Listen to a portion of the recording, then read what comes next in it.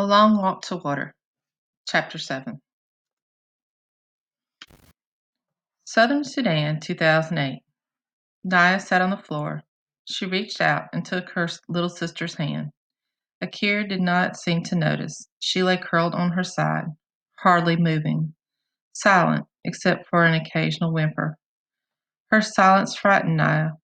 Only 2 days earlier, Akir had complained noisily and at length about pains in her stomach. Naya had been annoyed by all the whining. Now she felt guilty, for she could see that her sister no longer had enough strength to complain. Naya knew many people who suffered from the same illness, first cramps and stomach ache, then diarrhea, sometimes fever too. Most of the adults and older children who fell ill recovered at least enough to work again, although they might continue to suffer off and on for years. For the elderly and for small children, the illness could be dangerous. Unable to hold anything in their systems, many of them starved to death, even with food right in front of them. Naya's uncle, the chief of their village, knew of a medical clinic a few days' walk away. He told Naya's family that if they could take Akira there, doctors would give her medicine to help her get better. But a trip like that would be very difficult for Akira. Should they stay at the camp and let her rest so she might heal on her own?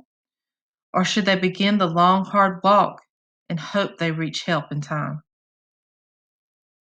Southern Sudan, 1985. The walking began. Salva shook with terror inside and out. He clung to Uncle like a baby or a little boy, hanging onto his hand or shirt tail when he could, never letting Uncle get farther than an arm's length away. He looked around constantly. Every movement in the grass was a lion stalking, every stillness a lion waiting to spring.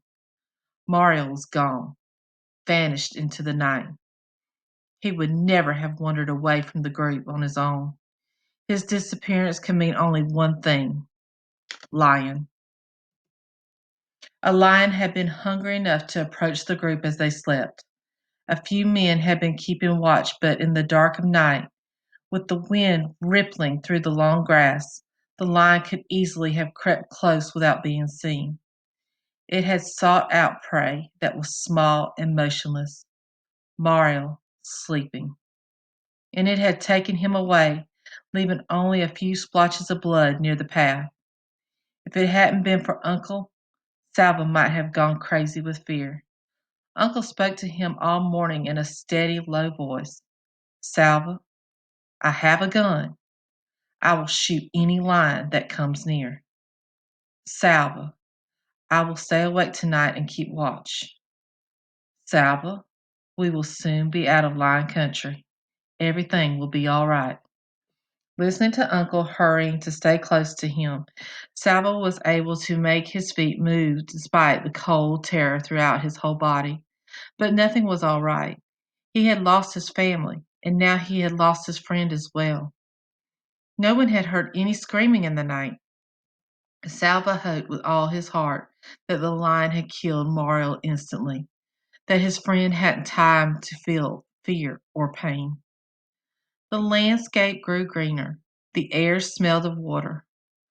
The Nile, Uncle said. We will soon come to the Nile River and cross to the other side. The Nile, the longest river in the world, the mother of all life in Sudan. Uncle explained that they would come to the river at one of its broadest stretches. It will not even look like a river. It will look like a big lake. We will spend a long time crossing to the other side. And what is on the other side? Salva whispered, still fearful. Desert, Uncle answered.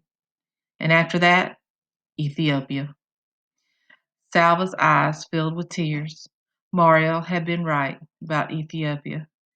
How I wish he were here so I could tell him I was wrong. Salva stood on the bank of the Nile. Here, as Uncle had said, the river formed a big lake. The group would cross the Nile in boats. Uncle said it would take a whole day to reach the islands in the middle of the lake, and another day to get to the far shore. Salva frowned. He saw no boats anywhere. Uncle smiled at Salva's puzzled expression. "What? You didn't bring your own boat?" he said. "Then I hope you are a good swimmer." Salva lowered his head. He knew that Uncle was teasing, but he felt so tired. Tired of worrying about his family. Tired of thinking about poor Mario. Tired of walking and not knowing where they were going. The least Uncle could do was tell him the truth about the boats. Uncle put his arm around Salva's shoulders. "You'll see. We have a lot of work to do." Salva staggered forward, with yet another enormous load of reeds in his arms. Everyone was busy. Some people were cutting down the tall cypress grass by the water's edge. Others, like Salva, gathered up the cut stalks and took them to the boat builders. Among the group were a few people whose home villages had been near rivers or lakes.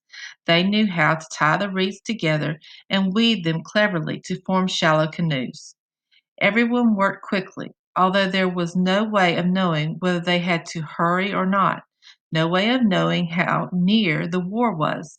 The fighting could be miles away, or a plane carrying bombs could fly overhead at any moment.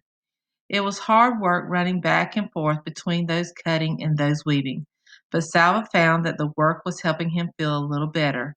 He was too busy to worry much. Doing something that even carrying big, awkward piles of slippery reeds was better than doing nothing.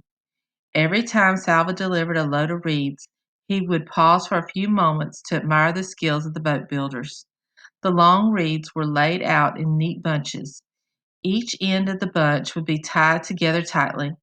Then the bunch of reeds was pulled apart in the middle to form a hollow, and the two sides were tied all along their length to make a basic boat shape.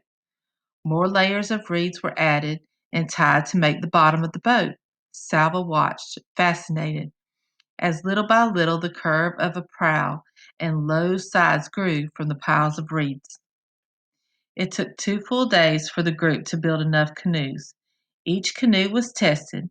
A few did not float well and had to be fixed. Then more reeds were tied together to form paddles. At last, everything was ready. Salva got into a canoe between Uncle and another man.